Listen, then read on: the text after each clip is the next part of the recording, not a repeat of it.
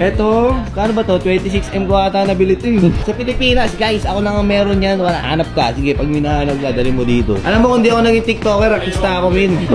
Oh, gitarista ako. Music ako eh. Okay guys, another watch, another gang. Guys, magbibenta tayo ng relo today. Sobrang ganda ng relo. Vintage na luma na, tayo na. Parang mga 1950s, 1940s ata tayo na Cartier na reverso.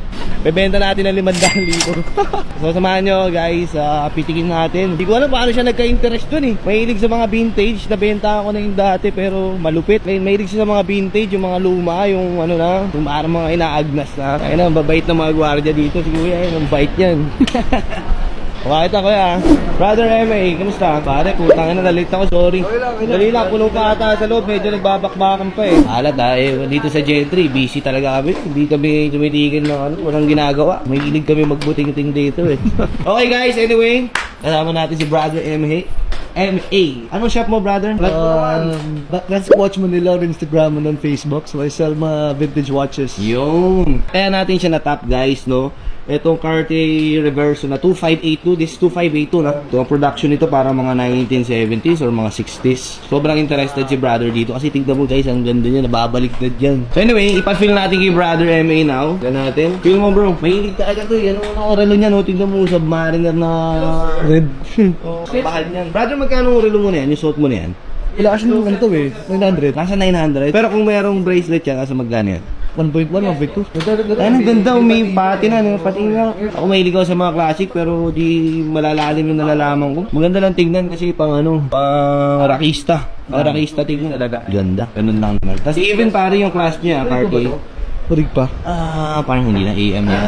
Yung strap yan, hindi. Pero with that, si Cartier, meron naman siya may offer. Cartier meron. Yeah, kaya nga lang, syempre, it takes time, sometimes. Minsan, isang buwan, 2 buwan. Alam ko rin din yung strap. So, ano natin bro? Yun. Anyway, ang gusto ko mangyayari dito is babenta sana kahit mga... Kasi asking natin is 878, ano? Gusto ko sana guys, kahit mga ano eh, mga 600. Yung mga ganitong relo kasi guys, may mga right seller din talaga kasi para dito. Tulad ni brother, mahilig siya sa mga classic, no? Yung mga binibira niya, mga luma, yung talagang buta, yung parang di na gumagana. Yung brother, kahit mga 600, ay okay na ako. Para at least magkaroon ka rin ng magandang room para makapag-profit margin. Ayun ko 500 tawad ko eh, no? Kaya nga bro, kaya lang close to my cost na talaga. Para meron naman kaming pang ano lang. Gusto lang dito tulungan para at least, alam ko mga Strap eh. Ano kaya dito itong strap? tulad yan bro. Roughly nagsa-17,000. 520. 520. 520. Di kaya 550. Strap kasi bibili pa ako eh. Yun, annual wine dyan, Dre. Walang battery yan. Kaya ang ganda niyan. 520. Kaya mo? Dahil 600 to 520. 545. Sige na. Sige na. 525G.